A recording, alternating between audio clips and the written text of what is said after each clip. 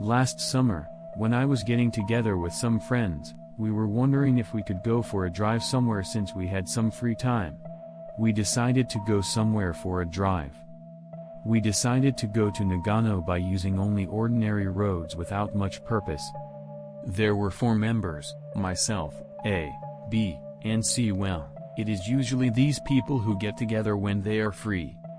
Since we left without a purpose, there was naturally nothing to do, and the 4 of us ate dinner at a tourist spot in a very rustic way.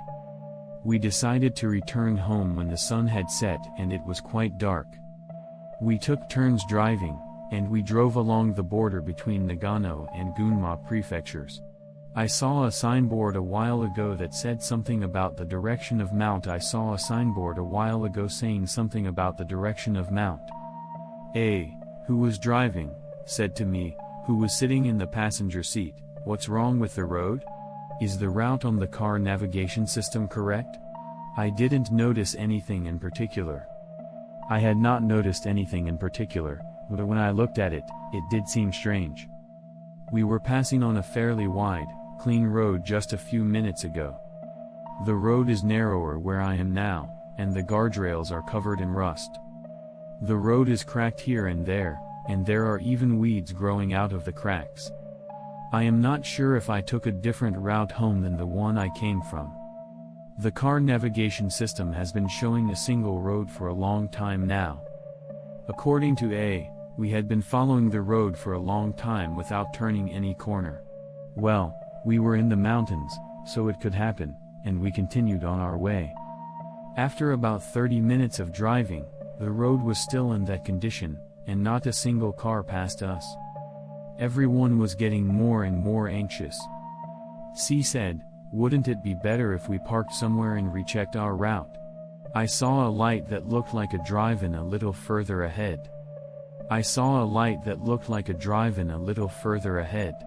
There were only a few cars in the parking lot, but we could see a few cars parked there. That alone made us feel somewhat relieved. We decided that this was a good thing and parked our car in the parking lot of the drive-in. The drive-in seemed to be unmanned, and we could see from the outside that there were vending machines lined up in a row, although there seemed to be no staff or anything. Each of us decided to go to the restroom and get something to eat or drink. A and C went to the restroom, while B and I went to a rest area next to the vending machines. We went to the restroom. When I was about to open the door of the rest area, I saw something strange at the light of the entrance. There was a moth, much bigger than my palm, perched on it. It was unnatural and strange to see a moth this big in the middle of summer, but what was even more bizarre was the pattern on the moth's wings. It is common for moths to have a pattern that looks like eyeballs. The pattern on the moth's wings was not just like eyeballs, but the whole shape of the moth looked like a human face. The eyes, in particular, look more like real eyes than circles. I thought to myself, "Wow, that's disgusting." In hindsight, we probably should have known something was wrong at this point. Once inside, the place is quite spacious with a number of tables, but the lighting is dim and the floor and walls are slightly dirty. There are some games in the back, but they all look old, even from a distance. There is also a TV at the end of the room, and an old man in his 50s or so is standing there with his back to us.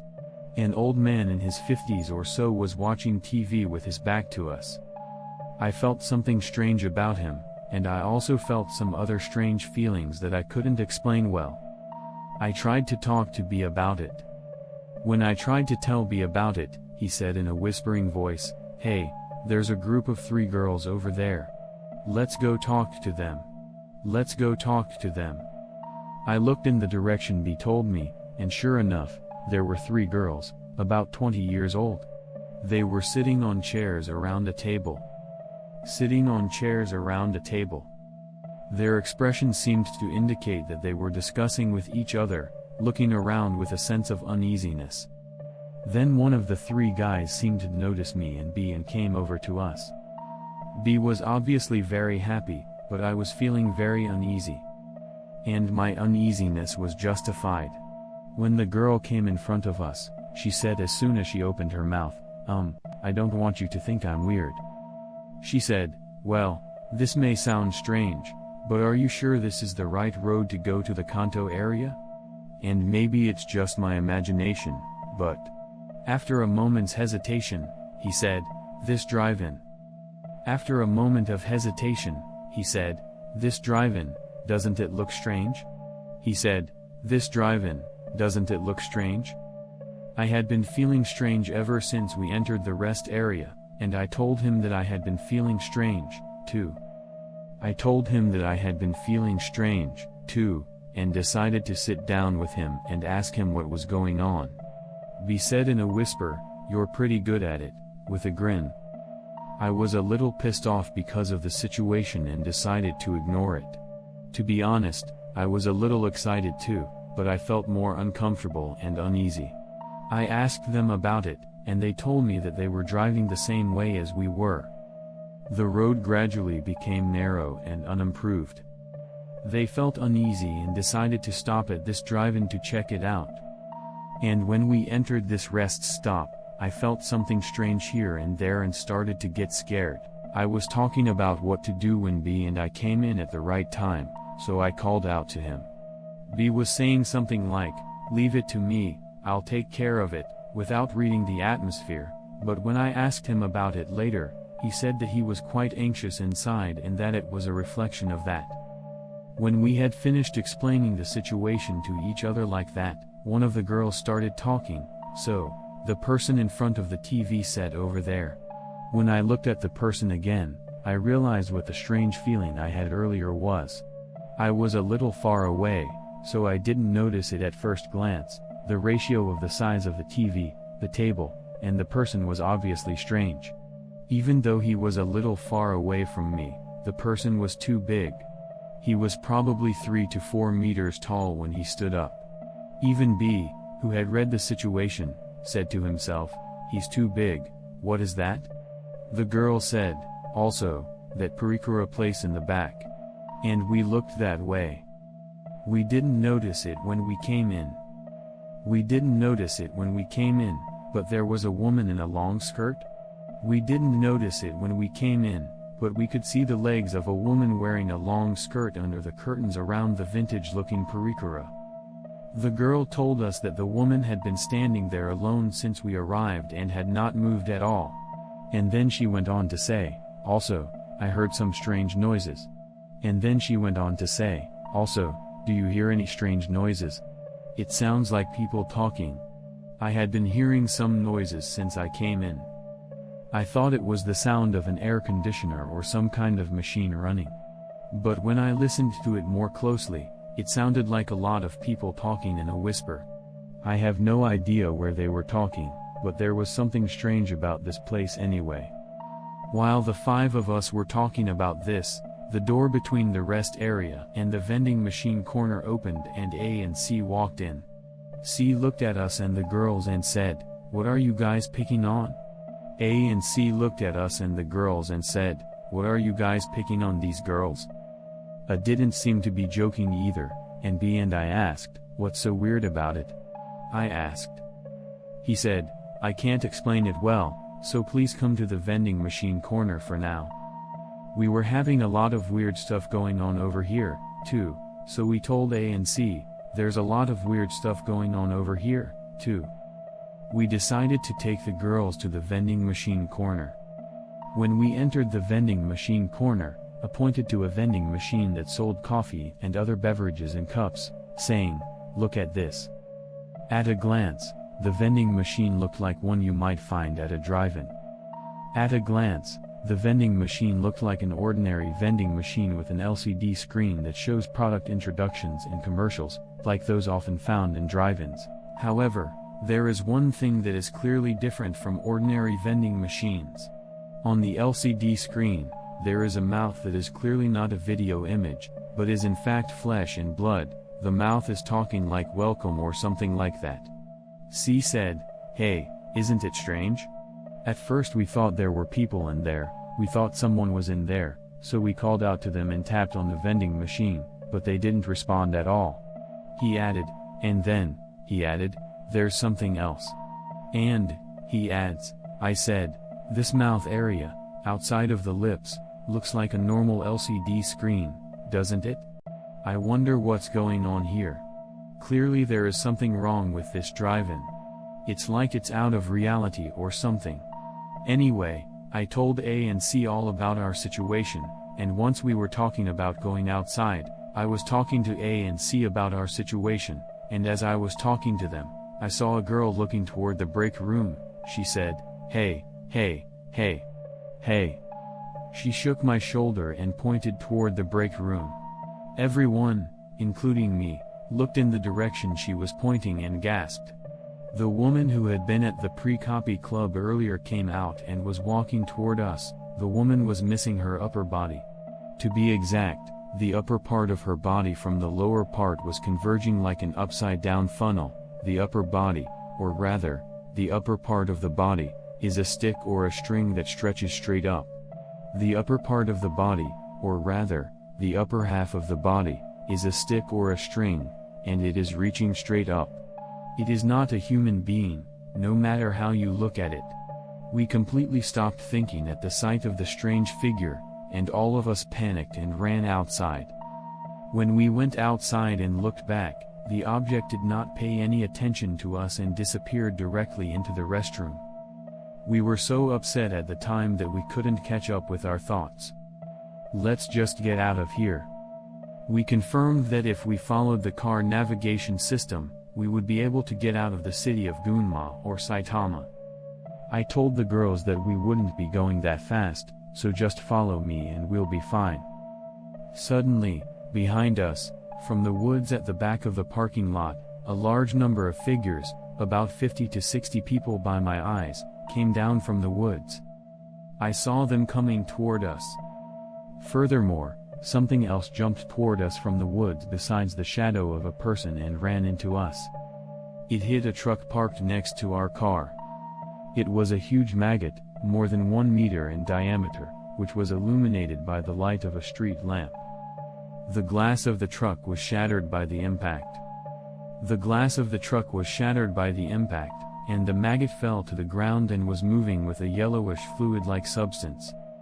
And not only one, but 7 or 8 more were jumping around, at least as far as the eye could see. Some of them seemed to be heading toward us. At this rate, they might run into our car and destroy it. Sensing that we were in danger, we tried to tell the girls to get in the car as quickly as possible.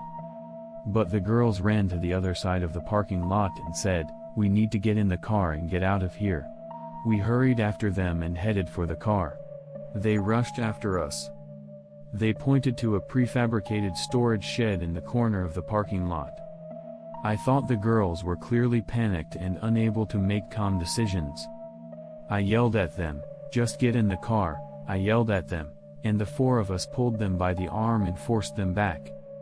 I forced the girls to get into the car with the group of shadows and the giant maggot jumping around, which was quite close by. B and C got into their car because they were worried about the panicked girls alone. B and C got in their car and drove away from the drive-in. When I got to the road and looked behind me, I saw a maggot jump behind the car of the girls who were following me. I looked behind me and saw a maggot jumping behind the girls' car that was following us, but I guess it couldn't keep up with the speed of the car and soon disappeared from sight. Then we drove for about an hour. I could see the lights of the city below. Then, from C in the car behind me. "The girls want to go to the restroom, so let's stop somewhere with a public restroom or convenience store," he said. "Let's stop somewhere where there is a public restroom or convenience store." After driving for a while, I found a place that looked like a parking lot of a park or some other facility, so I decided to stop the car there. After all that had happened, I asked him if he wanted us to go with him to the restroom. I asked them if they wanted us to follow them to the restroom. The girls said, "It seems to be all right now, so the 3 of us will go." Well, it was almost like we were in the city, so I let him go. We were talking about whether we should go to the police or not, and what we should do after that. But no matter how long I waited, none of the 3 came back. After about 10 minutes, they still hadn't come back, so I thought something was wrong. I went to the public restroom by the parking lot and called out to them, but there was no answer. I went to the public restroom by the parking lot, but there was no answer. I wanted to check inside, but it would be problematic to go into the women's restroom. I went back to my car to see if he might have returned, but there was no sign that he had returned to his car either. This could be a bit of a problem. For the time being, I decided to stay in front of the car and go looking for the restroom again with A, B, and C. I didn't want us to pass each other. While we were waiting, I vaguely looked at their car and saw that one of the doors was open. Huh? Are they coming back? I looked inside the car, but no one was there. I said, "That's funny, huh? Was the door open earlier?" I looked inside the car. I saw a bag that belonged to one of the 3 passengers almost fall to the ground from the seat. When I touched it to put it back in the back of the car, the bag fell to the ground and its contents were scattered all over the floor.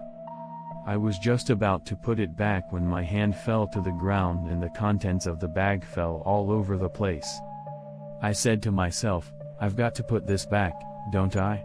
I picked up the thing that had fallen and turned around to see A, B, C and the others returning from the restroom. I said that it was strange, so he went into the restroom, but no one was there. They came back, thinking that they must have passed each other. We felt we were in for a bit of a rough ride. We were not sure if they would believe us about what happened at the drive-in, but we were worried about the girls, so we decided to call 110. We took turns looking for them everywhere until the police arrived. When the police officer got out of his patrol car, I told him what had happened, and he said something strange. He said, "So, which one of those girls' cars are you talking about?" He says, "I don't know." I turned around and said, "No, it's parked next to our car." And he was taken aback. Their car, which was definitely there until the police arrived, was missing. We thought that was ridiculous, and the 4 of us looked everywhere, but ours was the only car in the parking lot to begin with. The cop was obviously looking at us suspiciously. We were in a very awkward situation. Suddenly I remembered that I had forgotten to put the bag back in the car and had left it on the roof of our car. I look on the roof and the bag is there. I showed the bag to the policeman as evidence and asked him to look for it, even though I had no idea what was going on. The officer took the bag as evidence, but the story itself was so ridiculous that he didn't believe us. They asked for our address and contact information, and sent us on our way, saying they might talk to us later. After this, things actually got a little messy. The bag, notebook, and cell phone we gave to the cops turned out to be the identity of a junior college student who had been reported missing more than 10 years earlier. It seemed that it belonged to a junior college student who had been reported missing more than 10 years ago. We were questioned on suspicion of having something to do with the case. We were questioned on suspicion that we had something to do with the case, but we were still children 10 years ago. All 4 of us had just moved to Tokyo for higher education, and neither Nagano nor Gunma were even our hometowns to begin with. We soon found out that we had nothing to do with the missing junior college student, and our suspicions were easily confirmed. However, we were asked in great detail about the source of the bag. The officer told me that there was no drive-in on the road we had come in, as the testimony indicated. We even went back the way we came in the police car to check the scene. However, we could not find the drive-in, or even a rough road that was not well maintained. However, there was no mistaking the photo of the junior college student that was shown to me during the interview, and I was sure it was one of the 3. Because of the bag, the policeman told me that he might talk to me again, but I have yet to hear from him that way. However, now that I think about it, there are many things that are suspicious about these women. First of all, they were supposed to have arrived at the drive-in by the same route as we did. The first is that they arrived at the drive-in on the same route as we did. We didn't see a single car headlight ahead of us on that road, even though there was not much time difference between our arrival times.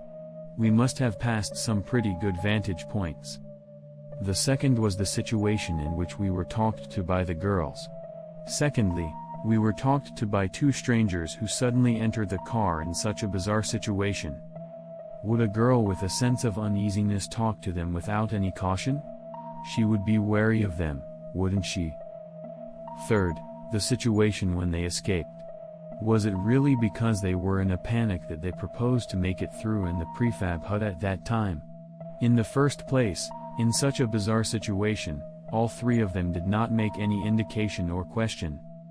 In the first place, in such a strange situation, could it be possible that all three of them went straight to the prefab hut without any kind of indication or questioning? The hut could have been locked, and their car was right in front of it. Lastly, even though they had just been in such an unusual situation, why did the girls decide to go to the bathroom alone with just the three of them? The more I think about it, the more suspicious I find their words and actions. I wonder what would have happened to us if we had followed their lead and holed ourselves up in the prefab hut when we ran away. In retrospect, I can only assume that the three girls had some kind of malicious intent in their words and actions. We don't even know why they took that mountain road in the first place.